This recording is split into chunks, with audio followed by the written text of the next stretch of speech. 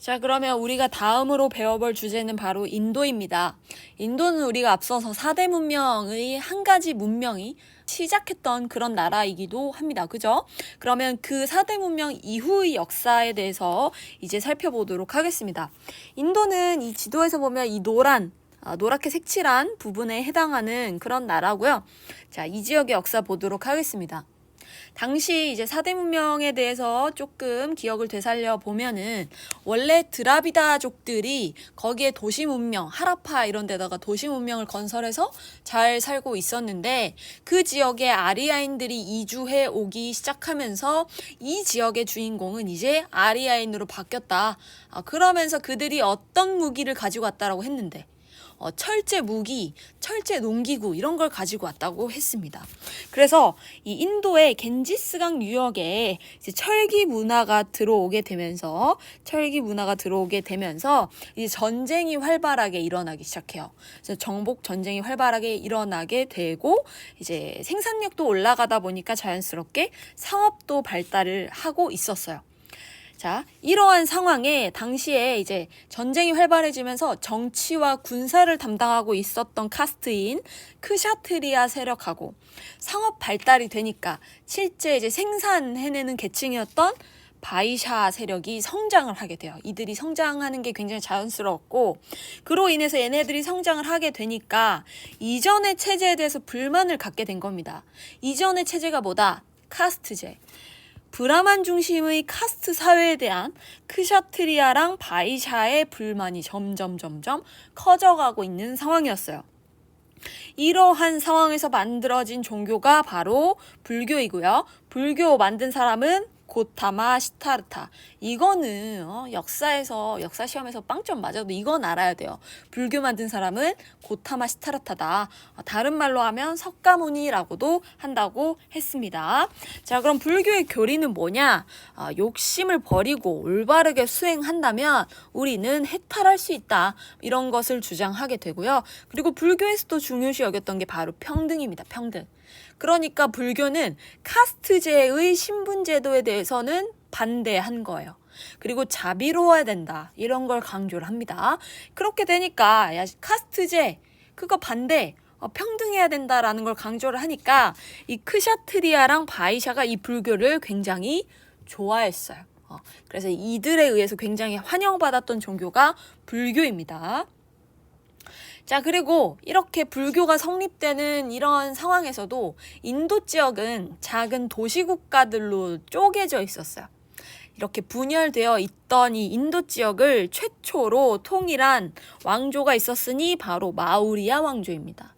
그리고 최초로 이 마우리아 왕조를 세운 사람이 찬드라 굽타입니다. 이 마우리아 왕조에서 기억해야 할 왕은 바로 아소카 왕이에요. 아소카 왕. 이 아소카 왕이 했던 업적은 크게 세 가지로 나눌 수가 있는데 첫 번째 영토 넓혔다, 두 번째 중앙 집권 정책했다, 세 번째 불교를 장려했다라는 것입니다. 영토 확장에 있어서는 당시에 칼링가 왕국을 정복을 하고요. 남부를 제외한 인도 대부분 지역을 통일을 해요. 이 칼링가 왕국을 정복했다는 것은 사료에도 나와 있는데 이 아소카 왕이 남긴 돌기둥이 있거든요. 거기를 읽어보면 칼링가 왕국을 정복하는 그런 내용이 들어가 있습니다. 그리고 영토를 확장하면서 이 넓어진 영토를 효율적으로 다스려야 되잖아. 그래서 중앙에서 힘을 집중시켜서 이제 통치를 하게 됩니다. 그래서 더욱더 효율적으로 이제 통치할 수 있게 도로망을 정비를 하고요. 전국에 관리도 파견하는 모습을 보입니다. 자, 우리 지금 이제 고대에서 중앙 집권 정책을 해나가는 모습이 사실 다 비슷해요. 우리 진시황제도 그랬고, 한무제도 그랬고, 일단은 전국에 관리 파견하고 도로도 탄탄하게 이제 쌓게 되는 거죠. 아소카 왕도 역시나 그랬다라는 거 연결지어서 기억해 주시면 되고, 그리고 불교를 장려를 했습니다. 앞서서 인도에 창시되었던 불교를 이 아소카 왕이 장려를 해서 나는 이제 불교의 가르침에 따라서 통치를 하겠다라는 것을 널리 알리게 됩니다. 널리 발표를 해요. 그래서 사원 같은 것, 불탑 같은 것들을 많이 세워요. 이 아소카 왕은 영토를 확장하는 과정에서 굉장히 전쟁을 많이 치렀고 많은 사람을 죽였던 사람인데 이제는 그게 너무 끔찍하기 때문에 힘에 따라서 통치하지 않겠다. 불교의 가르침에 따라서 통치하겠다라는 것을 이제 널리 알리게 되는 거죠.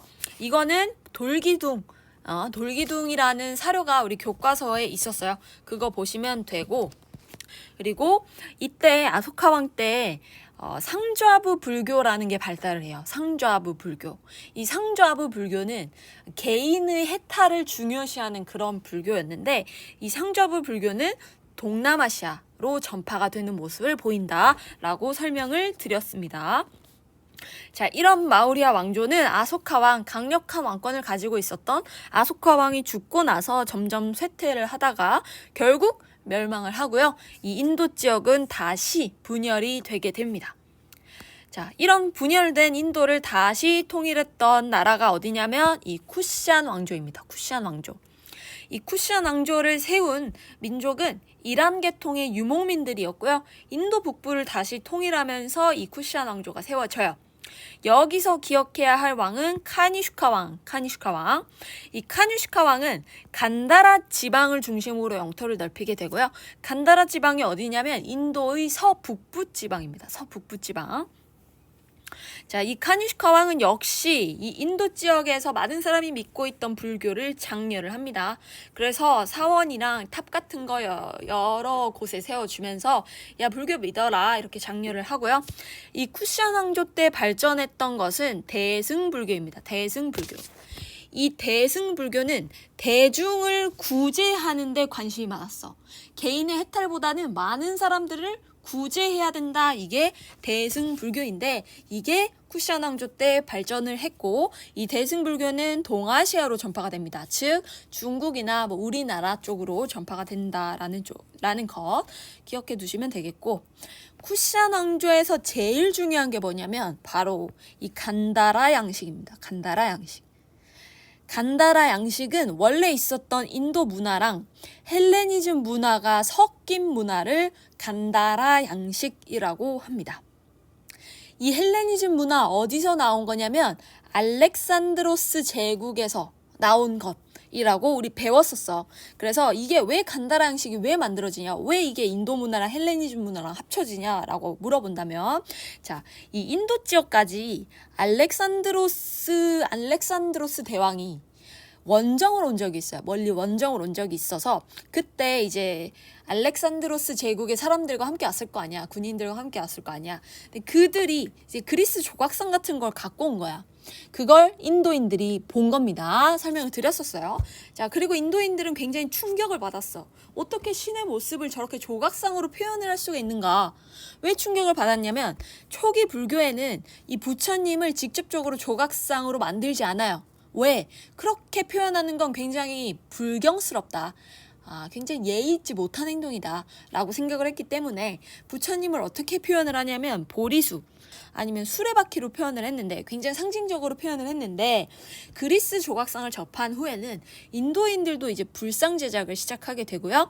그래서 인도 문화랑 헬레니즘 문화랑 합쳐지면서 간다라 양식이 발달이 됐고 그러니까 간다라 양식으로 이제 불상이 만들어지게 됐고 이 간다라 양식과 대승불교가 함께 이제 동아시아에 전파되는 양상을 보이게 됩니다. 이게 쿠시안 왕조입니다. 이게 쿠시안 왕조.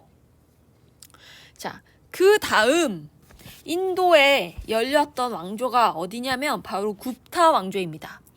쿠시안 왕조 이후에 인도가 다시 분열되게 되는데요. 굽타 왕조가 들어서면서 북부 인도를 다시 통일을 하게 됩니다. 이 굽타 왕조에서 배울 왕은 이제 찬드라굽타 2세를 배웠었는데 이 사람은 영토 확장했고 경제적으로 번영했어요. 어떻게 번영했냐면 해상무역을 열심히 했어요. 그래서 나라에 좀 돈이 많았습니다. 그로 인해서 나라에 돈이 많았기 때문에 이제 문화적으로 굉장히 발전을 하는 모습을 보여요. 그런데 왕위 계승 분쟁이 이 굽타 왕조 때 일어났고 이민족들이 침략을 해오면서 이 굽타 왕조는 쇠퇴하게 되고 또 멸망하는 모습을 보입니다. 자, 그러면 이 굽타 왕조에서 중요한 건 뭐냐면 문화 부분이에요. 일단 이 굽타 왕조 때 힌두교가 등장을 해요. 힌두교가 등장을 하게 되고 인도 고전 문화가 등장을 하게 돼요. 자, 그러면 힌두교부터 보도록 하겠습니다. 자, 힌두교는 당시 인도에 있었던 브라만교와 불교와 인도의 민간 신앙이 합쳐져서 만들어진 종교입니다. 자, 이 힌두교가 발전할 수 있었던 이유는 뭐냐? 왕실이 적극적으로 이 힌두교를 보호해주고 지지해줬기 때문입니다. 왜 그랬냐면 이 힌두교에는 이제 세 신이 굉장히 중요하게 나오는데 그 중에 한 신, 비슈누가 바로 왕이다 라고 설명을 했기 때문이에요. 왕을 힌두교에서 중요하게 여기는 신이라고 이제 설명을 했기 때문에 왕의 입장에서는 내가 신이래 라고 설명하는 저 종교를 싫어할 이유가 전혀 없었던 거죠. 그래서 굉장히 적극적인 보호를 해줘서 그로 인해서 무럭무럭 이 굽타 왕조에서 힌두교가 자라나게 됩니다. 이 힌두교의 특징은요, 카스트제의 신분차별을 인정한다라는 것이고요. 그리고 만우법전이라는 책을 만들어요. 이 만우법전에는 힌두교가 지켜야 할 규칙 같은 걸 담고 있는 그런 책이었기 때문에 힌두교도들의 일상생활에 굉장히 큰 영향을 주었던 그런 책 되겠습니다. 그래서 굽타 왕조에서 힌두교가 만들어지면서 이전까지는 이제 불교를 믿는 사람들이 굉장히 많았던 지역이었는데 이제는 힌두교가 그 자리를 이제 대체하게 되었다. 인도 지역에서 그렇게 기억을 하시면 되겠고요. 그리고 이 굽타 왕조 때 또 기억해야 될 게 바로 이 인도 고전 문화입니다. 인도 고전 문화는 그 이름에서부터 알 수 있다시피 인도 고유의 특색을 강조하고 있던 그런 문화였어요. 이게 왜 발전할 수 있었냐? 말했잖아. 찬드라구프타 2세 때 경제적으로 번영했다고. 이미 돈이 많아. 그러니까 문화적으로 많은 것을 이제 도전할 수 있게 된 거고, 이제 우리 걸 좀 해보자라고 하기 시작한 겁니다. 자, 그래서 이제 문학, 미술 이런 부분에서 인도 고유의 특색이 강조된 모습을 보이는데, 이제 문학 보시면 산스크리트 문학이 이제 발달하게 돼요. 산스크리트 문학. 이 산스크리트 문학이라는 것은 산스크리트어를 사용한 문학책입니다.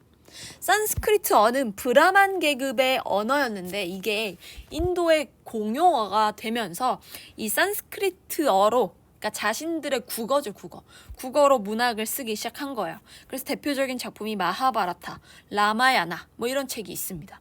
그리고 샤쿤탈라라는 책에서는 당시 굽타 왕조의 궁정 생활, 그러니까 왕실에서는 어떻게 생활하는지를 잘 담고 있는 책이었다라고 보시면 되겠고요. 그리고 미술에서는 이제 굽타 양식이라는 게 발달을 하게 돼요. 그래서 이 굽타 양식은 뭐냐면 간다라 양식, 이전에 쿠샤ൻ 왕조 때 만들어진 이 간다라 양식에다가 인도 고유의 양식이 합해져서 나온 게 이 굽타 양식입니다. 그래서 대표적인 예시는 아잔타 석굴사원, 엘로라 석굴사원의 불상이랑 벽화를 보면 굉장히 인도인 같은 느낌이 나게 잘 만들어져 있어요. 인도 고유의 특색이 강조되게 얼굴 생김새라든지 옷이라든지 그런 모습이 잘 보이는 게 이 굽타 양식 되겠습니다. 그리고 이 인도 지역에서 이제 천문학과 수학이 굉장히 발달을 했는데요. 이 숫자 0의 개념이 처음으로 이제 발견된 겁니다. 그리고 십진법을 사용을 하게 되고 이러한 것들이 어디로 전해지냐면 이슬람으로 전해져서 이슬람 자연과학이 굉장히 발달했다고 우리 배웠었어요. 그것에 굉장히 큰 영향을 끼치게 된다라는 것 체크하시면 되겠습니다.